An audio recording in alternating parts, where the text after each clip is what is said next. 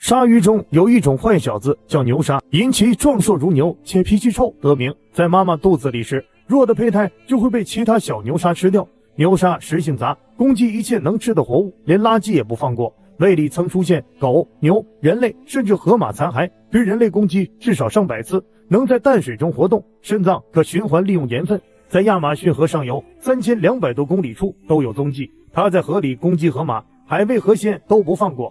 但牛鲨也不是无敌的，湾鳄是它的劲敌。湾鳄是鳄鱼家族中体型最大的，完全适应海水。湾鳄捕食牛鲨的记录很多，体型小的牛鲨基本被秒杀，稍大的也可能被拖上岸猎杀。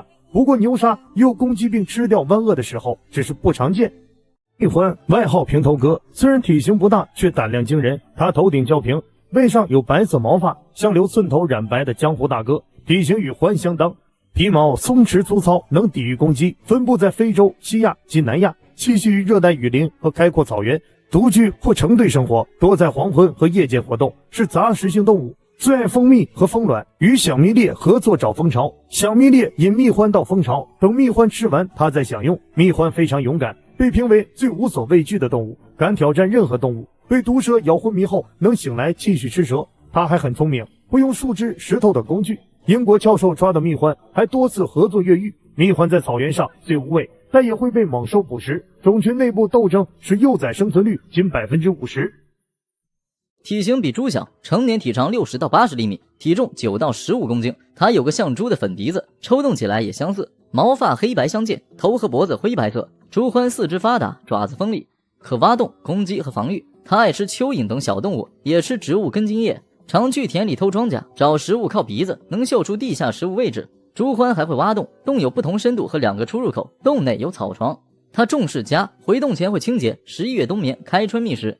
如今猪獾身价高，是因为其价值被发掘。猪獾油是名贵中药材，可治烫伤等，毛皮保暖性好，可做皮草，肉也可食用，富含营养。一只猪獾总价能上千，但因保护需要，猪獾皮肉交易被禁。美国曾因野驴泛滥而头疼。20世纪中期，美国西部荒原随处可见野驴。16世纪，西班牙殖民者将驴引入北美，后因机械化被遗弃，成野驴祖先。到20世纪60年代，野驴数量达数十万只，它们以草本食物为食，破坏植被致土地退化，还与本土野生动物争水源食物，如让大角羊数量剧减，也给牧场主带来经济损失，常闯入牧场。美国政府尝试多种方法控制，如捕捉屠杀，但因成本高，野驴适应性强，收效甚微。到70年代，野驴泛滥成灾，还影响城市安全，于是美国决定出口野驴。中国市场需求量大，驴肉鲜嫩，驴皮可治阿胶。不到5年，野驴数量锐减，美国又通过法律停止出口，启动保护项目。农村常见的地耙子，也就是鼹鼠，如今却难觅踪影。鼹鼠体粗健壮，擅长在地下生活，像土行孙一样。它们畏惧强光，视力退化，但其感官敏锐，靠特殊鼻口结构在地下活动。鼹鼠会吃植物根茎和捕捉地下小型生物，有不同种类，如白尾鼹、长吻鼹等。长吻鼹常出没在菜园和庄稼地。过去，鼹鼠因掘土和吃根茎的习性不被农民欢迎，被视为害兽，遭大量捕杀。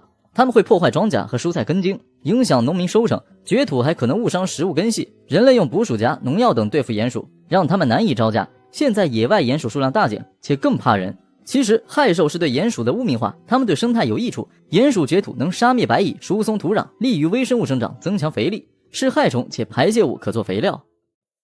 美国为治理亚洲鲤鱼，竟想出放生鳄雀鳝这一招。亚洲鲤鱼本是为解决水体污染引入，却因适应力强，无天敌而泛滥，阻塞水流，影响居民饮水，还挤压本土鱼类生存空间。鳄雀鳝生存近1亿多年，体长1.2至1.8米，吻部短而突出，有锋利牙齿，像幽灵火箭。它们是淡水食肉强者，食谱广泛，贪吃凶猛。虽鱼卵孵化成功率低，性成熟晚，但在食物链中对亚洲鲤鱼绝对压制。美国长期放生鳄雀鳝，数量达7000条，还在增加。结果亚洲鲤鱼被击退，鳄雀鳝却因食物充足，种群增多，体型变大，成新霸主。美国专家虽在其身上植入追踪设备，但对后代无用。鳄雀鳝本就是流氓鱼，破坏力更强。世界上有生物防治不成反成灾的例子，如澳大利亚引狐狸治野兔，却带来更大危机。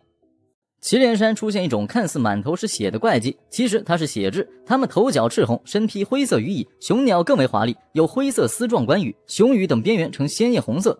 主要分布在高海拔地区，如中国川藏一带及喜马拉雅山地区，栖息于高山针叶林等，喜欢结群活动，以植物为主食，尤其爱杀鸡果。雄性血质是家族好警卫，察觉危险会发出警报，其他成员会躲藏。血质一夫一妻制，很痴情，雄性对雌性保护有加。繁殖期它们共同筑巢，雌鸟负责孵化，雄鸟警戒。雏鸟出生后随父母生活，血质虽受喜爱，但因数量少，是国家2级保护动物，且天性敏感刚烈，被捉会绝食自尽。贺兰山的虎鼬长相奇特，有虎皮般的毛发和熊猫脸，呆萌却又是捕鼠高手。幼科动物捕鼠技能强，虎鼬更是突出，一晚上能掏空10几个鼠洞。它体型娇小，利用身体优势钻进鼠洞捕杀，吃饱后还藏食物或占洞鼠为粮仓。虎鼬因灭鼠能力强，被列入3有动物名录，但不适合家养。野性难驯，且携带鼠疫病菌几率大。虎鼬视力不好，但嗅觉灵敏，能闻200米开外老鼠味。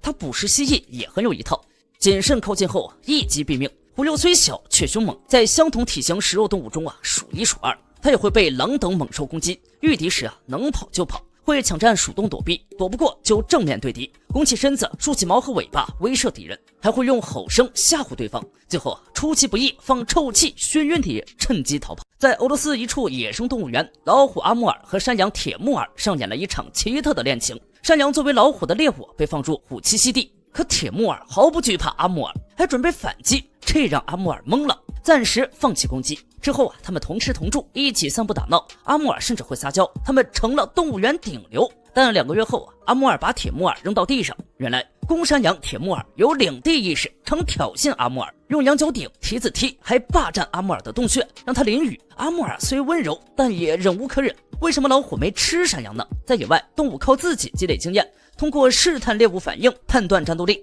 铁木尔不害怕阿穆尔，给老虎一种他很强的错觉，而铁木尔也因阿穆尔的退让产生自己更强的错觉。非洲象是草原上真正的王者，体型庞大，四肢厚壮，有大耳朵、长象牙和垂至地面的象鼻。